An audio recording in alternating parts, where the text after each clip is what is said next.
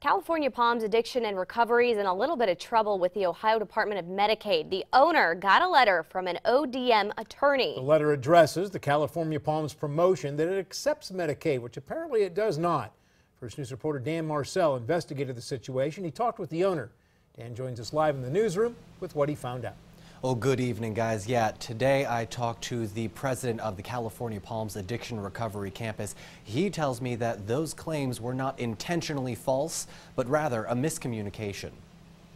The letter, in part, reads that California Palms website claims it is, quote, currently an Ohio Medicaid provider, which it is not. I went to the Palms to talk to the facility's president, Sebastian Rucci.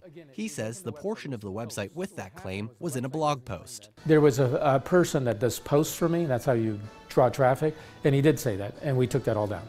Rucci tells me the blog posts were written by a veteran service officer at the Palms. I got in touch with that person and he confirmed he did write the blog posts and was not aware he couldn't claim they offered Medicaid. I was unaware of the language that they used. I completely took it off as soon as we found out. It took us minutes. The department says the California Palm is not a Medicaid provider, which is true. However, Rucci says they offer two healthcare options some Medicaid recipients may be able to use. We are approved to give care through CareSource and Molina, what's called out-of-network. Someone who wanted to use the Recovery Center service would receive a bill themselves. They would then need to send that bill to Medicaid to see if they would be reimbursed.